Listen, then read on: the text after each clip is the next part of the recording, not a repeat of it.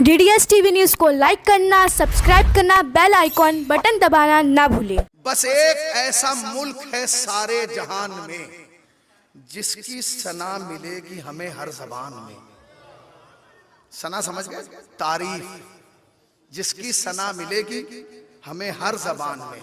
जिन खूबियों का नाम नहीं आसमान में, वो खूबियां तमाम हैं हिंदुस्तान में।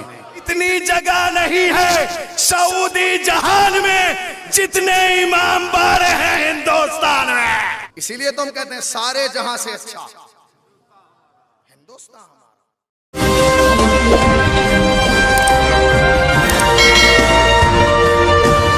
15 अगस्त को आप क्या पढ़ेंगे? सारे जहां से अच्छा, जोर से बोलिए, हिंदुस्तान हमारा।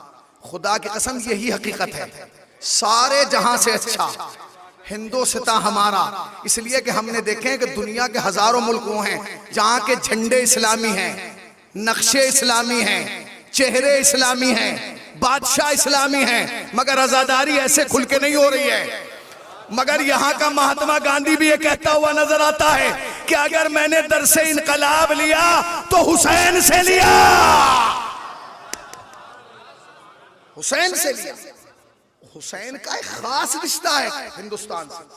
जब इमाम हुसैन मदीने से निकले हैं, मक्के पहुंचे, और मक्के से जब निकल रहे हैं तो अब रोक दिया गया। अब जब इमाम हुसैन को रोका तो इमाम हुसैन ने कहा कि तुम मुझे अगर अरब की धरती पर रहने नहीं देना चाहते तो मुझे इजाजत दे दो, मैं हिंदुस्तान चला जाऊंगा। ये रिवायत है, ये रिवायत है, आपने सुनी है बचपन से। हिंदुस्तान क्यों भाई?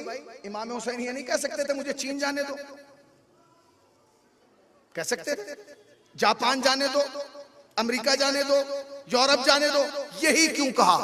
ये एक सवाल ऐसा था जो मुझसे मुंबई में एक हुसैनी ब्राह्मण ने किया कि हुसैनी साहब आप ये बताइए कि हुसैन तो मालिक कायनात थे, जानशीन रसूल थे, दुनिया में जहां चाहते चले जाते, आखिर उन्होंने हिंदुस्तान ही आने का क्यों जिक्र किया?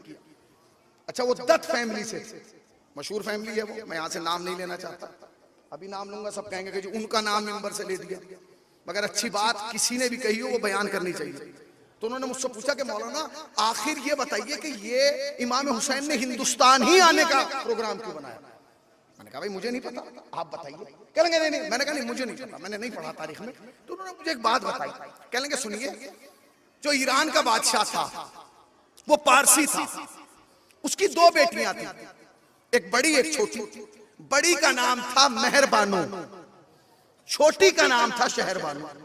तो वो जो मेहरबानो थी उसकी शादी हिंदुस्तान में एक बादशाह से हुई जिसका नाम था चंद्रगुप्त। उसकी शादी कहां हुई? हिंदुस्तान में चंद्रगुप्त से, बादशाह से। और वो जो छोटी बहन थी उसकी शादी हुई इमाम हुसैन से जिसका नाम था शहरबानो। और किया आपने? कितना पुराना रिश्ता है हिंदुस्तान का और हुसैन का, देखा आपने कितना पुराना रिश्ता है। हो गई शादी। जब इमाम हुसैन को मदीने से निकलना पड़ा तो इमाम हुसैन ने बहुत सारे लोगों के लिए खत लिखे। हमने तो एक ही खत सुनाया ना कल जनाब हबीब का। सारे खत मौला इमाम हुसैन ने खुद लिखे, मगर एक खत सैयद सज्जाद ने लिखा। वो किसको लिखा? वो चंद्रगुप्त के बेटे के नाम लिखा। वो कौन था? वो जनाबे, क्या हुआ भाई, क्योंकि जनाबे सैयद सज्जाद हैं शहरबानों के बेटे। अब जो मेहरबानों का बेटा होगा वो आपस में क्या होगा? भाई हो गए हैं? क्या हुए भाई? तो उन्होंने उसके नाम, जो तारीख में उन्होंने नाम बताया, जो मेरे जहन में शायद समंदर गुप्त कुछ करके ऐसा नाम है, हाँ समंदर गुप्त नाम से उसको याद किया गया, खत लिखा गया। वो उस वक्त यहाँ बादशाह था। तो इमाम सज्जाद ने उसे लिखा कि हम मदीना निकल छोड़ के इराक की तरफ जा रहे हैं और शायद मुश्किल है अब हमारा वापस आना, लिहाजा हमारी मदद के लिए तुम चले आओ। तो उसने फौरन यहां से एक लश्कर तैयार किया और तैयार करने के लिए इराक रवाना कर दिया। अब ये जो मुझे वाकया सुना रहे थे ये थे दत्त फैमिली के। उन्होंने जो पूरा वाकया सुनाया उसकी वजह क्या थी वो सुन लीजिए। वो कहने लगे कि वो खुद तो गया नहीं, उन्होंने एक काफिला बना के, एक लश्कर बना के वहां भेजा। जिस इंसान को उस लश्कर का सरदार बनाया उसका नाम था राहिब दत्त। उसका नाम क्या था? राहिब दत्त। वो वहां जब पहुंचे, जिस वक्त कूफे में पहुंचे, उस वक्त इमाम हुसैन शहीद हो चुके थे। अब जब इमाम हुसैन शहीद हो चुके, ये गैरतदार कौम थी जो दद थी, इन्हें पता चला कि इमाम हुसैन शहीद हो गए, तो उन्होंने कहा हमारे तो आने का कोई फायदा नहीं, इसलिए कि जिसे हम बचाने आए वही खत्म हो गया। तो इन्होंने अपनी तलवारें निकाली और अपनी गर्दनों पर रख ली। कब हमें जीने का कोई हक नहीं है। तो किसी ने इनसे कहा कि रुक जाओ, अभी इतनी जल्दी ना करो, अभी एक कैद में है जो हुसैन का इंतकाम लेगा। का कौन? का उसका नाम है अमीर मुख्तार। उसका नाम क्या? अमीर मुख्तार।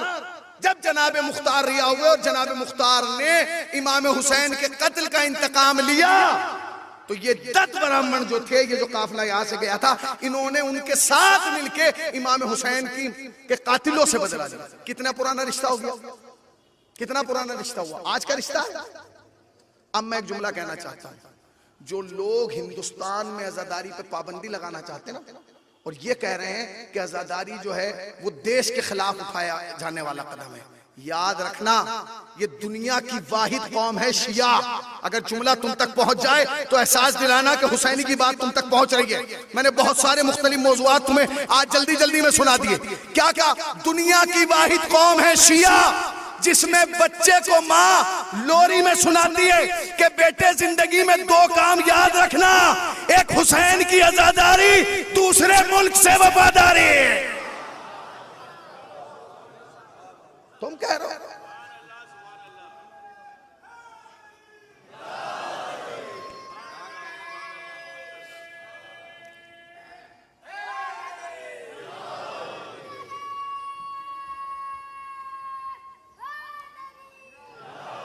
हिंदुस्तान दुनिया का वो, दुनिया में आप कहीं भी जाएंगे आपको आजादारी करते हुए सिर्फ शिया नजर आएंगे, ज्यादा से ज्यादा हमारे बरादरान अहले सुन्नत।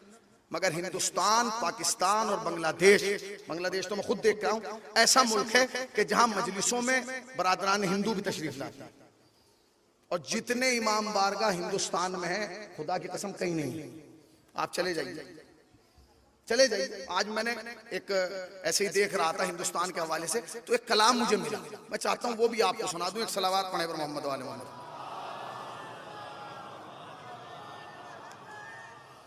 सुनिए अब जरा शेर, मुमताज भाई शेर सुनिए। बस एक ऐसा मुल्क है सारे जहान में, बस एक ऐसा मुल्क है सारे जहान में, जिसकी सना मिलेगी हमें हर जबान में। सना समझ गए? तारीफ।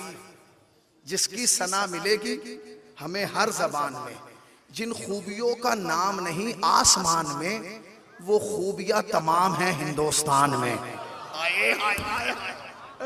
जिन खूबियों का नाम नहीं आसमान में, वो खूबियां तमाम हैं हिंदुस्तान में।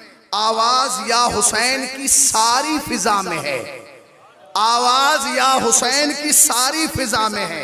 मातम की घनगरज इसी आबो हवा में है, मातम की घनगरज इसी आबो हवा में है। अब शेर सुनिएगा, जिनको तारीख याद है जन्नतुल बकी की वो सुन लें। वो कहते हैं, फैसल जो बादशाह था कातिल उसूल का, फैसल जो बादशाह था कातिल उसूल का। सऊदिया समझ गए ना, जिसने जनाब जहरा की कब्र गिराई उसका नाम फैसल था। वो कहते हैं, फैसल जो बादशाह था कातिल उसूल का, फूलों के रास्ते में था काटा बबूल का, दुश्मन था वो रसूल का आले रसूल का। पूछो कि क्यों गिरा दिया रोजा बुतूल का, पूछो तो क्यों गिरा दिया रोजा बुतूल का। आखिरी 2 मिसरे, इतनी जगह नहीं है सऊदी जहान में जितने इमाम बारे हैं हिंदुस्तान में।